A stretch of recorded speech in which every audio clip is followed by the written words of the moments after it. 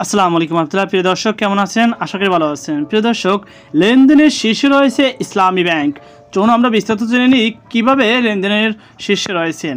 দেশের প্রধান পুঁজিবাজার Dhaka stock exchange DSE সপ্তাহের তৃতীয় কার্যদিবসে মঙ্গলবার 1 অক্টোবর মোট 397টি কোম্পানির শেয়ার ও ইউনিট লেনদেন হয়েছে। এদিন লেনদেনের শীর্ষে উঠে এসেছে ইসলামী ব্যাংক বাংলাদেশ পিএলসি। ডিএসই সূত্রে এই তথ্য জানা গেছে। সূত্র মতে মঙ্গলবার ইসলামী ব্যাংক বাংলাদেশ পিএলসির 18,30,33,000 টাকার শেয়ার লেনদেন হয়েছে। তাতে লেনদেনের শীর্ষ জায়গা নিয়েছে কোম্পানিটি।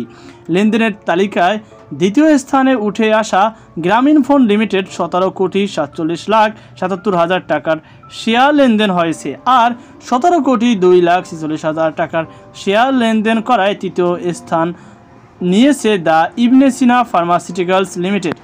আজকে লেনদেনের শীর্ষে তালিকায় থাকা অন্যান্য কোম্পানিগুলো হলো social Islami bank PLC, BRAC bank PLC, Sonali Aash industries limited, first security Islami bank PLC, apex footwear limited, ADN telecom limited, unique hotel and resorts PLC. তো প্রিয় দর্শক, এই ছিল আমাদের সর্বশেষ আপডেট। আপনার কি মতামত অবশ্যই কমেন্ট বক্সে জানাবেন। সকল আজকে পর্যন্ত আল্লাহ হাফেজ।